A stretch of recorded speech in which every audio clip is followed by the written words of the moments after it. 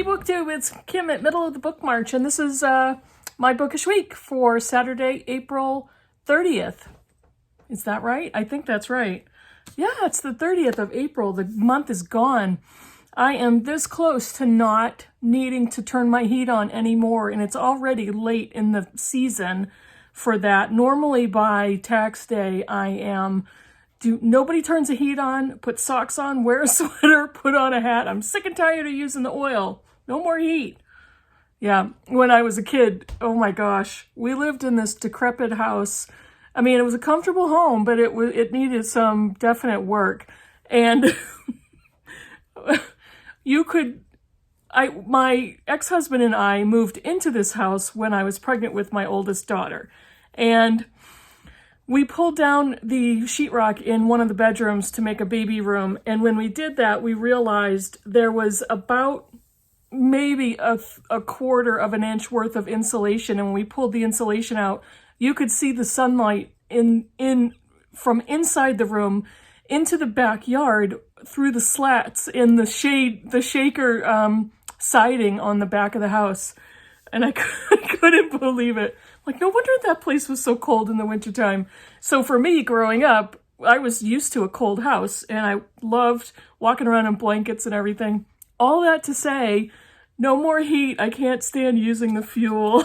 I just want to save money. Nope, we don't need to use heat anymore in April. All right. How about we talk about books at this point? Yes, let's do that. And I finished 3 this past week. I was very happy with myself. I did finish Ursula K. Le Guin's Planet of Exile from the Library of America bind-up. And it's a novella. It's less than 200 pages. I really enjoyed it. I think I gave it 4 stars on Goodreads. And it took me a while to finish it, to get through it. I was kind of distracted with other things. But I really enjoyed it. Now, the Hainish novels are not novels that start on book 1 and it's a what's the word I'm looking for? It begins with a C. Chronological? No, but I'll figure it out. It's not a chronological series that you have to start with book 1 and it goes in order. Each of the novels are talking about the universe and different planets that are basically coming together to almost form like a united nation of planets. And on this particular planet, it's a story, it's basically a war story about the different societies of beings, whether they're human or not, and many of them are very similar to humans, about them either working together to battle a common enemy or what they need to do to understand each other. And there are different types of beings and aliens, what we would consider aliens. And there's a human group, and there's a different species, a few different species. So it's interesting and not too complex, but it's basically an overstory of the Hainish universe and all of these planets, what kind of dynamics they have with each other and who hates who, and how are they, and are they willing to work together? So Planet of Exile, like I said, is basically a battle story. And two of the groups end up coming together, even though at first they were totally against each other. So there's a lot of diplomacy and a lot of negotiation and political conversation. And they finally decide to join together to battle an enemy who they believe is going to overrun them. And it's interesting, but the book itself is so short that most of the book is fighting and political negotiation.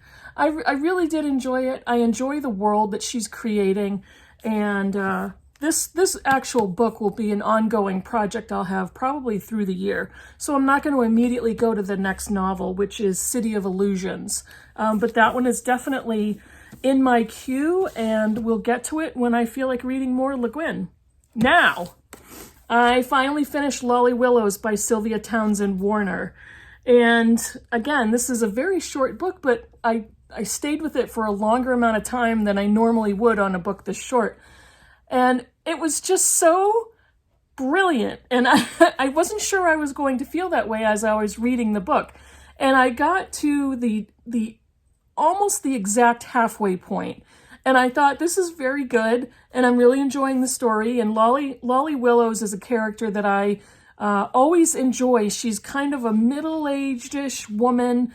In the vernacular of the time, she's called a spinster, never married, no children, and no prospects. She's taken care of by her brother and his wife and family.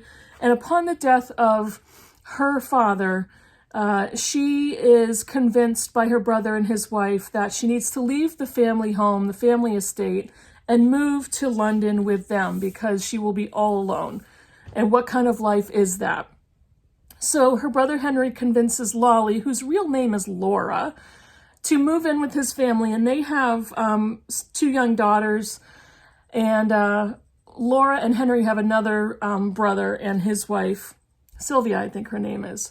So there's her extended family, and she basically becomes almost a piece of the furniture in the home. And she's living under her sister-in-law's rules and guidelines in her home.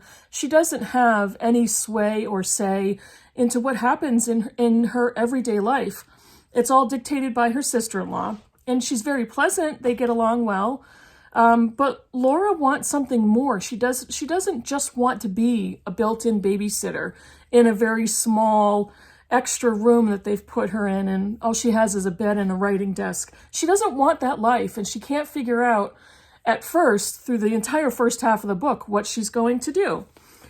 In a very strange turn of events,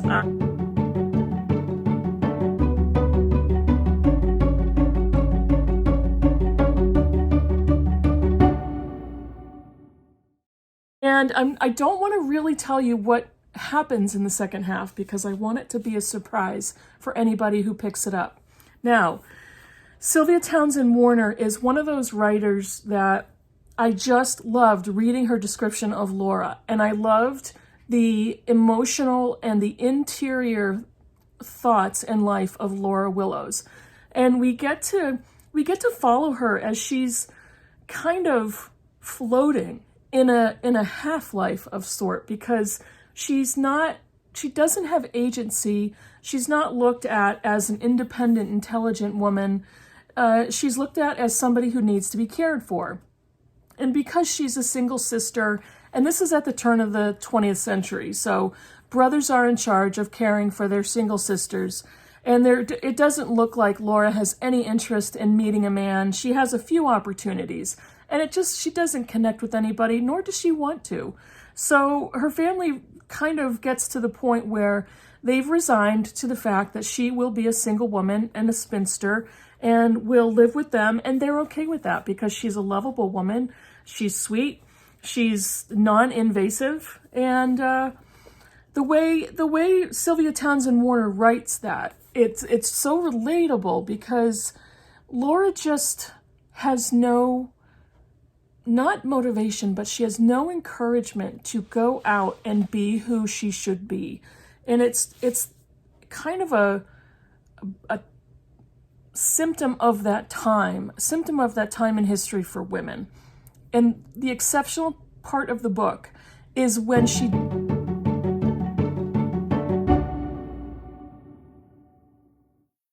but I just loved the atmosphere and the tone of the book. She reminded me very much of a Barbara Pym type of an author, or an Anita Brookner, those types of authors and that type of writing, which is some of my favorite.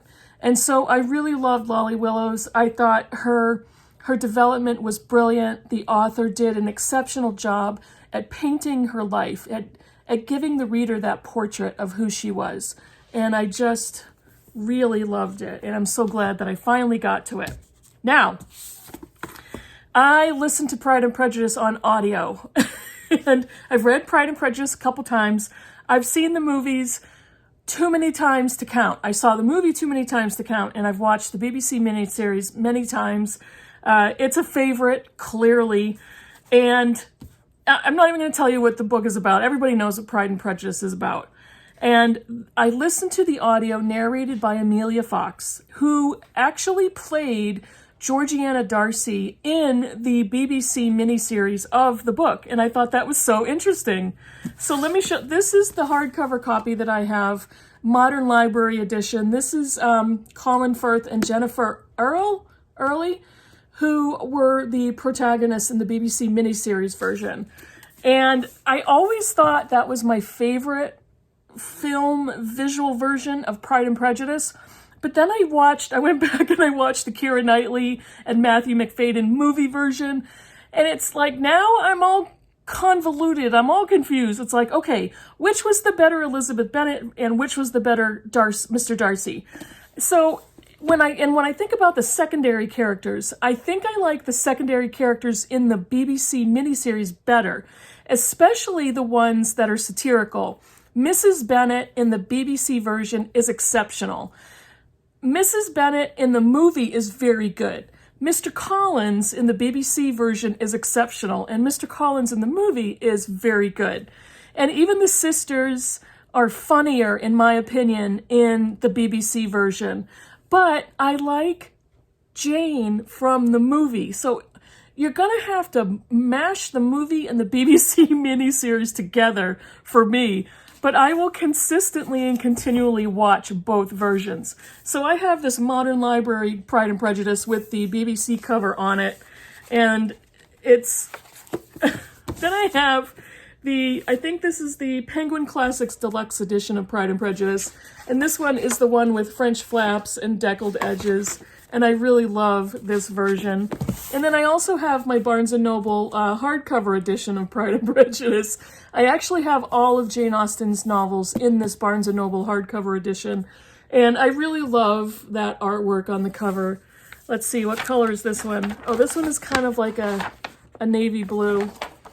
So, yeah, and that's and I think I might have at least one more version of Pride and Prejudice on my shelf somewhere. And fun fact, this is the version that Meg Ryan was reading in You've Got Mail when she was at the coffee shop waiting for Tom Hanks, even though she didn't realize at the time that it was Joe Fox from Fox Books. That's all fun facts for you guys today. So those are the 3 books I finished last week, and I had a great time. I really did have a great time reading those. All exceptional books. For their own special reasons. Now, what am I currently reading? I am still, like I said, Le Guin is still in the queue. I picked up the second book in the Parasol Protectorate series. This is Changeless by Gail Carriger, And I read the first one, which was Soulless, like several years ago. And I believe there's 5 books in the series. I have all of them. And this is the second one. And it's a fun, frolicky, steampunk, werewolves, vampires, paranormal characters type of a series. The first book was very much a steamy romance, but it's also a mystery and a fantasy and all of that put together. It's just like a romp. And it's so much fun. It's funny. It's just, waiting to dive back into this, total escapist. And the author does that on purpose because she's just a fun person. That's her. So, I'm not going to say much about this because it is the second in the series. It's kind of set in like Victorian England and Scotland. She is a soulless being. She can break spells and stop magic from happening as protection.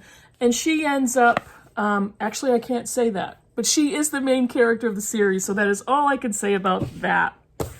I picked up Frank McCourt's Teacher Man at the last library sale I went to in hardcover, but I'm now listening to this one on audio because he narrated all 3 of his memoirs, and his voice is just lovely. I love listening to him.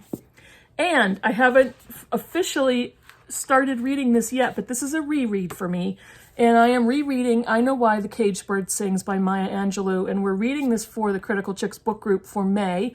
And I can't wait. I actually bought this copy. I read this years ago, and I bought this copy new, and it's French flaps, and you're going to get sick of me talking about this, but I can't help myself. I can't help it. Especially when I order a book and I don't know that it's going to be in that format. I get so excited. And I got so excited when I unwrapped this one. And I'm going to say this every time I buy a brand new book from an independent bookseller. I bought this one from bookshop.org. And I am supporting the Country Bookseller in Wolfboro, New Hampshire. It's a local bookstore to me. And that's who I decided to give my money to in that purchase. So I bought that one brand new from my independent. I think that's about it for this week. Hope you guys had a great reading week. Let me know, and let me know about any of the books that I showed you, and if you've read any of them. How many copies of Pride and Prejudice do you have? And Kelly from Books I'm Not Reading, I'm talking to you. See you in the next video, everybody. Bye.